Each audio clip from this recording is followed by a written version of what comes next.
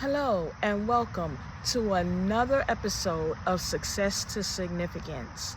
Today I'm on location in New York City, and I just wanted to come to you to give you another aspect of the travel experience.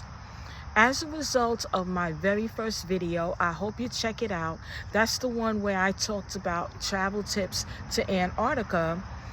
A lot of people have been commenting and asking me questions about different things dealing with travel. And one of the things that came up was travel insurance. So today I'm going to talk to you a little bit about getting travel insurance. Okay, there is no set metric that I use. It's nothing scientific or anything. I just have a way that I do it, and I'll share it with you.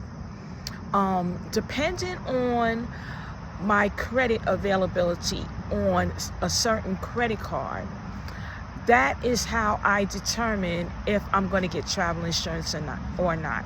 So for instance, if my trip is $5,000 and I only have $2,000 available on my credit card that I'm going to use for my trip, I will get travel insurance because the trip is more than what I have available to me. So that's how I do it. And another way that I determine if I'm going to get travel insurance is how far I am away from home. So if I'm in China, if I'm in South Africa, more than likely I will get travel insurance. And depending on who you book your trip with, most of the time it is a requirement.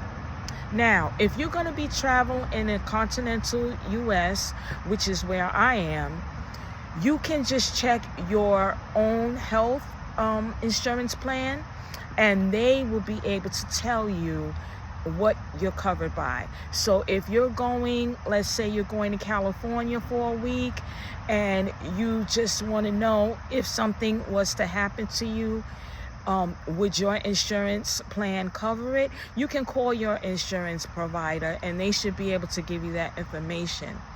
I think it's extremely important to have travel insurance when you're abroad because anything can happen.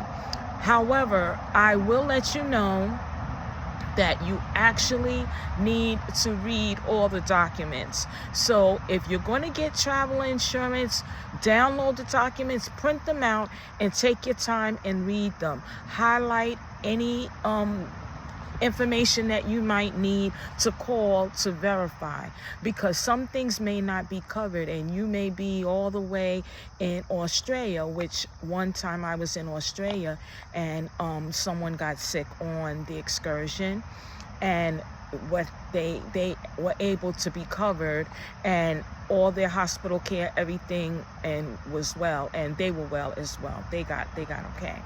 So that was great. And then another time I was going across the US of A by railroad, which was an amazing trip, by the way. But someone had gotten hurt on that trip and they had to fly back home, and that actually was covered. Now, a personal experience of mine was with the baggage. I happened to be out of the country, and the tour personnel had requested that we not bring tortoiseshell bags, which is what I usually like to travel with, and I will be doing an episode on packing. But in any case, they requested cloth bags because we were going to be traveling on smaller airplanes during the trip, and they didn't want to have the necessity of picking up all of these big bags, so they wanted cloth bags. So long story short, my bag ripped during the trip. I asked the personnel, did they have another bag that I could use? They didn't have anything close to what I had. So I ended up having to go to a real tourist trap type of store and purchase a set of luggage, but it was very expensive. So thank God I had my book, like I always tell you guys to have, and I also had my travel documents and my travel insurance paperwork, realizing that my baggage was covered 100%. So when I got home, I put the receipt in my book. And before I came home, I put the receipt in my book. And then I uploaded the rip in my bag. I uploaded the receipt. And within a week, I had the money back. So that was great. So I was so pleased that I had the insurance to cover that. So, you know, it's really important that you get the travel insurance for that reason as well. Now, another question was, well, how do you know what travel insurance company to go with? Me, once you see my videos, I'm very frugal. So I basically go with what is the cheapest that covers the most. So when you go online, you can just Google it and you can say travel insurance companies, and then I compare prices. It takes me about 30 minutes to really go through, because they'll ask you certain questions. How long are you going to stay? Where are you going? What, you know, are you going to be traveling within the trip? You know, things of that nature. So as a result of that, they'll give you a quote, and then you can look around. Generally, I'm not going to give the name of the company that I use, because they're not paying me for this. But if you want to know, and you email me, or you know, you get in touch with me, I have all of that in the description, all my information. I'll be more than happy to tell you a little bit more detail as to who I generally use. But as I stated earlier, sometimes the travel group that you go with has their own company that they use, and sometimes you can find discounts, you know, using that information. Also, when you are traveling anywhere, I would actually call your private health insurance company. Sometimes they do cover certain things as far as health related things. So you can call them and find out, do you cover travel shots? Do you cover now? Oh, let me just go back, because I did a video on travel shots. So yes, that can be covered as well with some insurance companies. So just call them up. You know, they have their customer service representative, and you can just ask them, you know, what is their procedure if you go out of the country, or if you're in, you know, another state. Find out what you know, what do they do? What do they contribute?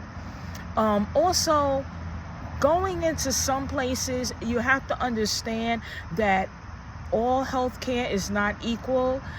In some countries, it is really not like the kind of care that you can get in the United States. So a lot of times, thank God I've never gotten sick where I needed medical attention abroad, but I have seen that happen, and a lot of times the care is not commensurate to what we get here.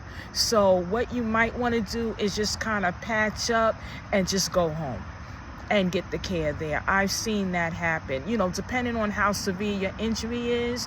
But if you fall, let's say you break something, I wouldn't necessarily do a surgery on your foot or whatever in another country.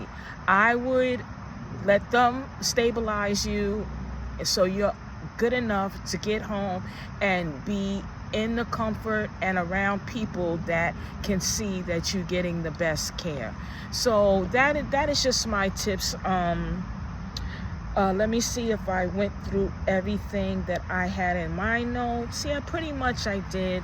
So I hope that this information helps you. Thank you so much for tuning in. I appreciate that you spent your time with me just to learn a little something. If anything that I'm saying is a benefit to you, feel free to comment and let me know. I mean, I would love the feedback.